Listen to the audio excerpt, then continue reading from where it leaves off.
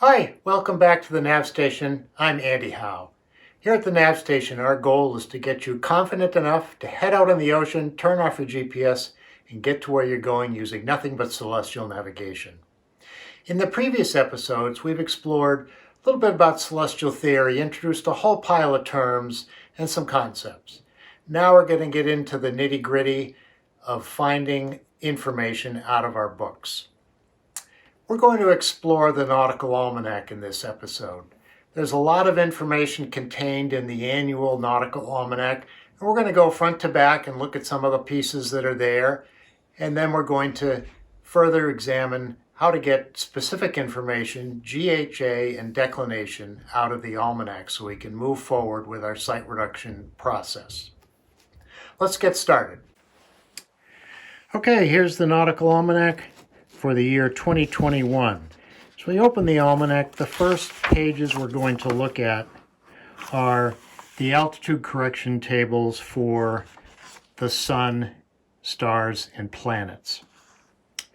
That's across the left-hand page here, and then there's what's called a dip table, which corrects for your height of eye, since you're standing a certain number of feet above the water, typically, when you're on a boat. And we'll cover how to use these tables in the next episode.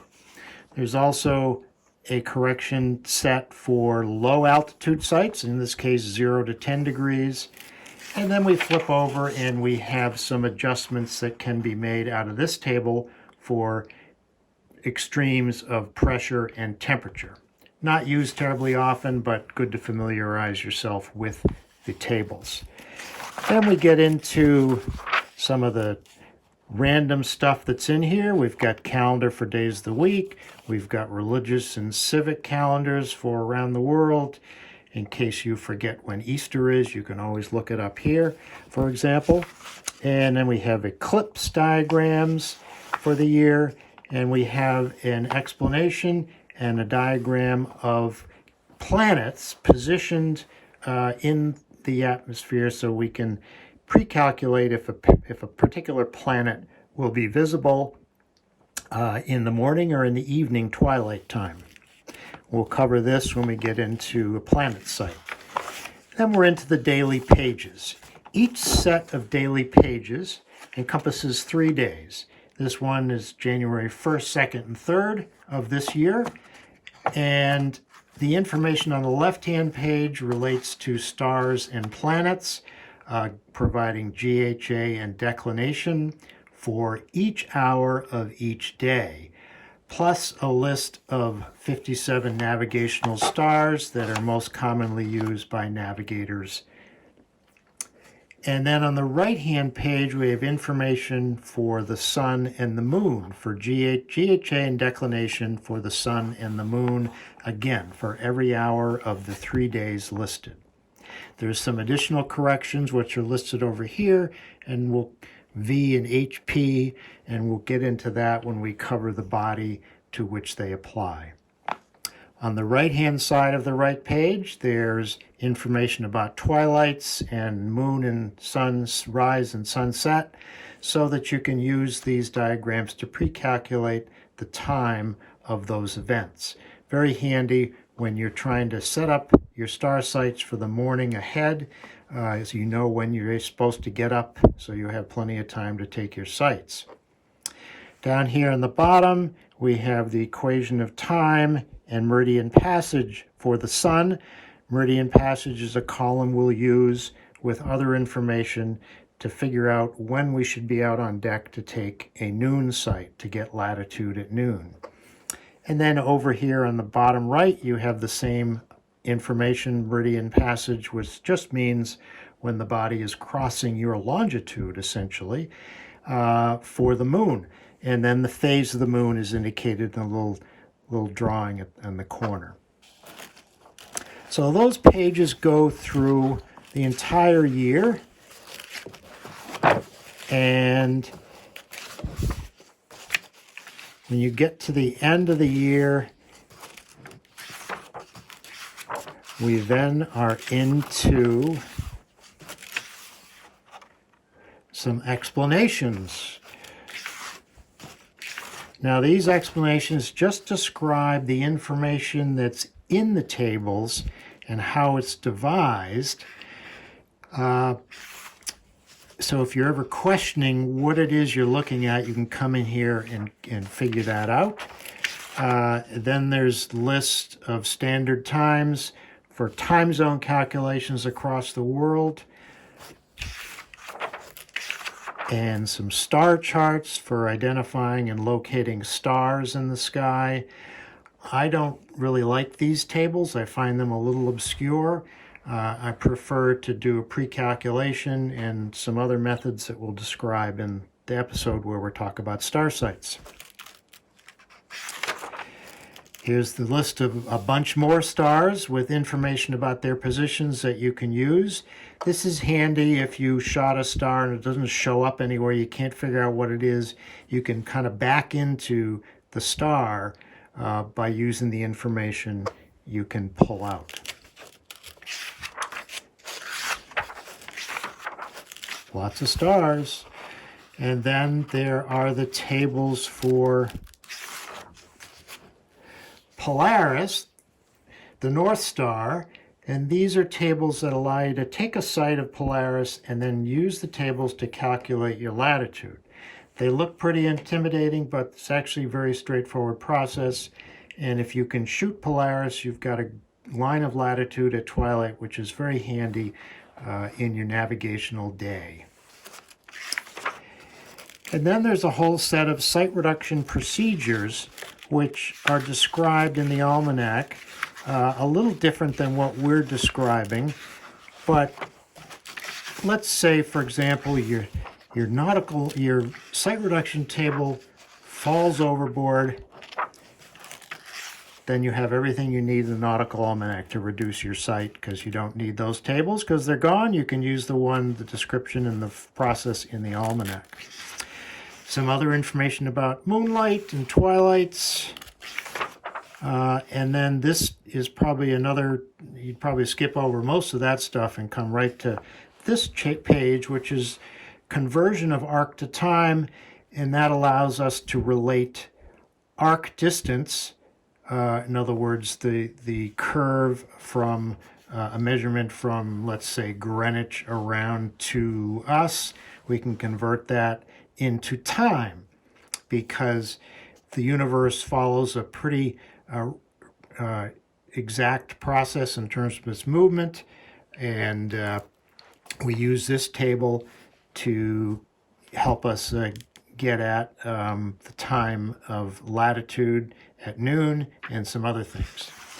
And then we're into what's called the increments and corrections pages, where the daily pages of the almanac give us an hour-by-hour description of GHA and declination. The increments pages give us a minute-by-minute and second-by-second breakdown of GHA and declination. So with one stop at the daily page to get the hourly figure and another stop at the representative minute and second spot on the particular page, you've got a full workup of GHA and declination. And these numbers apply to, we've got them listed for sun planets, the Aries, which again is a calculation for star sites, and the moon. So everything's right here, and you'll turn right to the proper minute page and get your values and then do a little math and you're all set. The rest of the book, again, this goes through 60 minutes. Here we go, the 59th minute.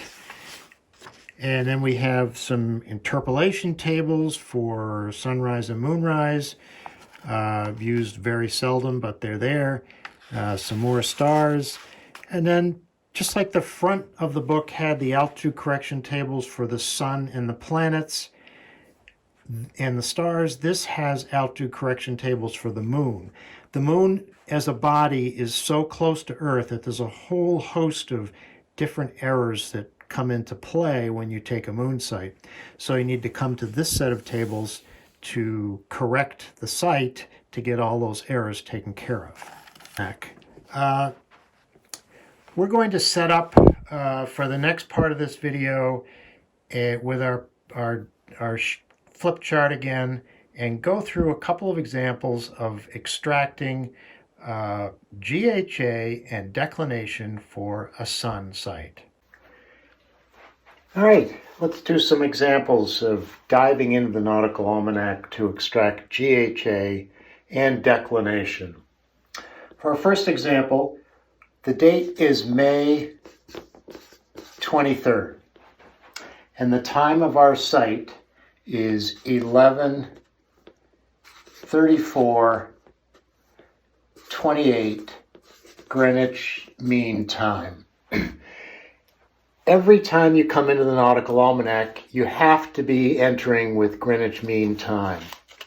So if you don't have a watch or a timepiece that's set to Greenwich Mean Time, you'll have to convert from your local time or watch time to Greenwich Mean Time.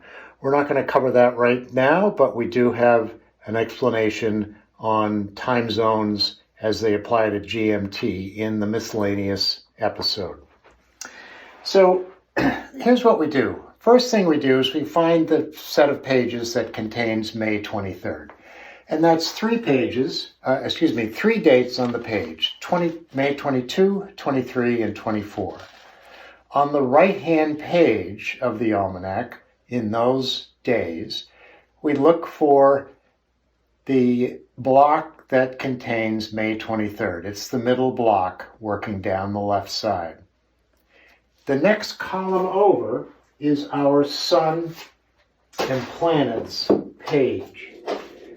And that's where we're going to pull out the GHA and declination information. You can see that it's labeled just like that. So the first thing is to get the GHA for 11 hours. And if we read to the right, we're going to see that that's labeled as 3:45:48.4.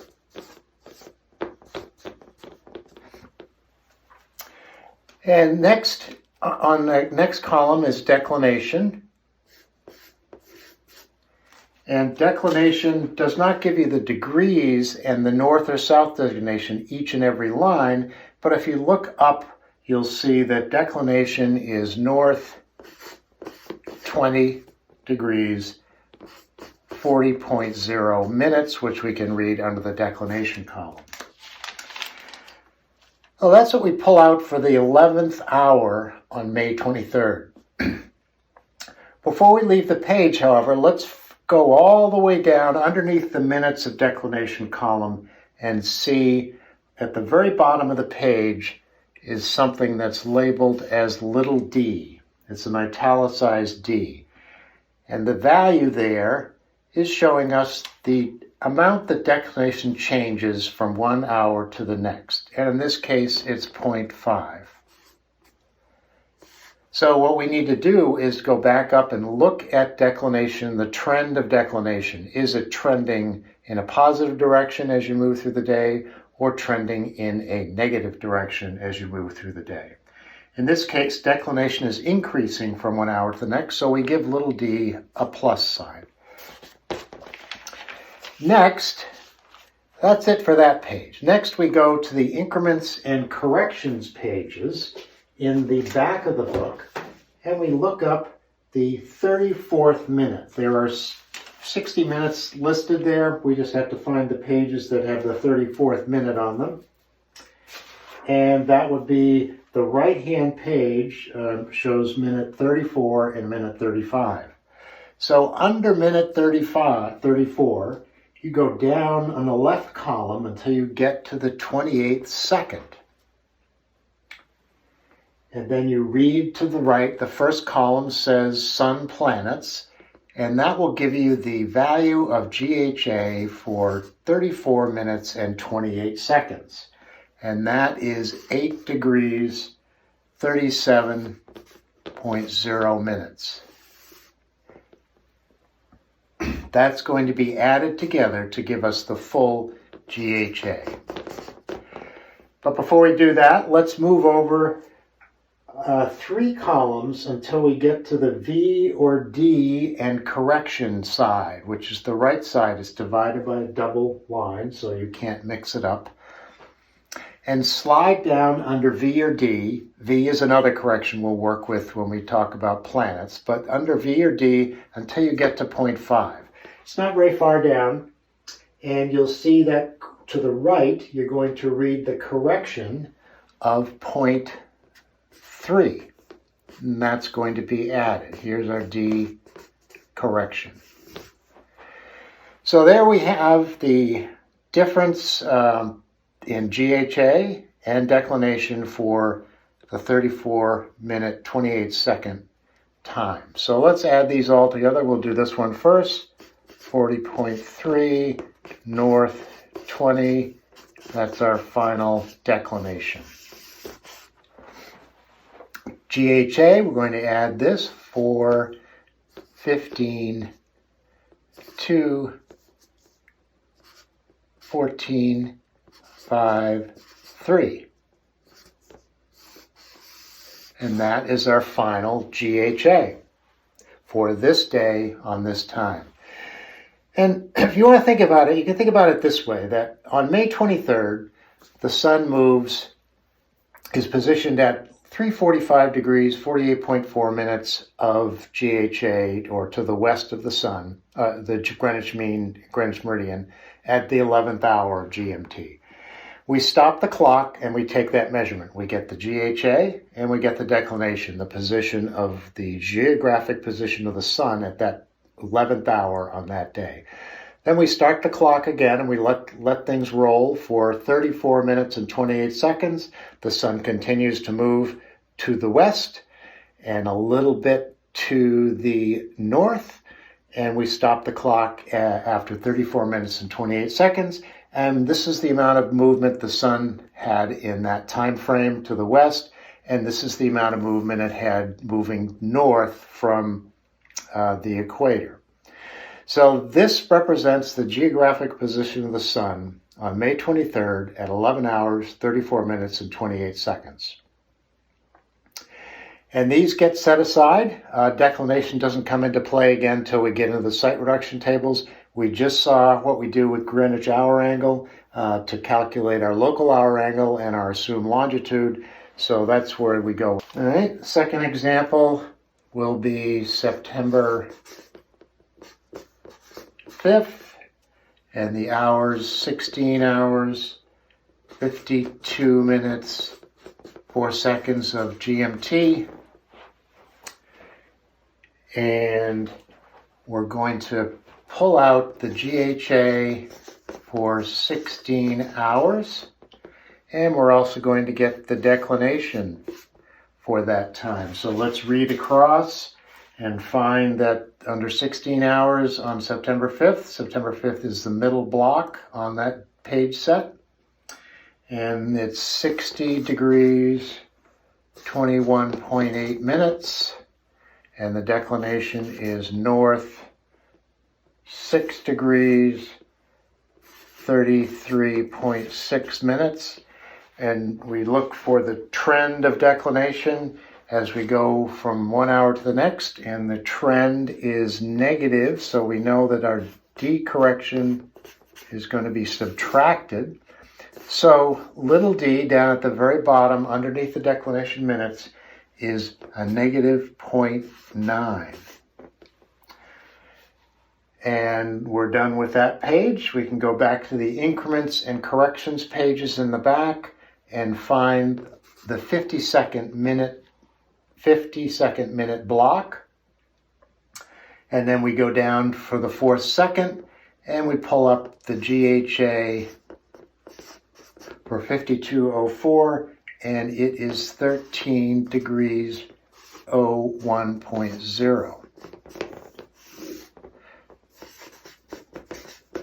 And while we're right there, move over across the double line to the V or D correction side and slide down under to find 0.9 and read the correction to the right as 0.8.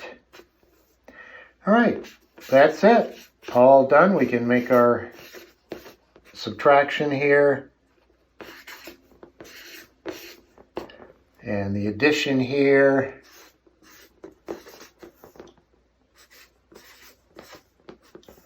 And we have our final values for both. Very straightforward. So the next episode, we will get into the sextant, some of the errors in a sextant, and how to correct a site. And we'll go back in the Nautical Almanac to look at those site correction tables, and that'll be the next episode. So look forward to seeing you at the nav station for the next time. And if you have questions, you can put them in the comments. I'll put a couple of extra problems down for homework underneath the video. And I'll look forward to having you back here to continue on our journey through the site reduction process and celestial navigation.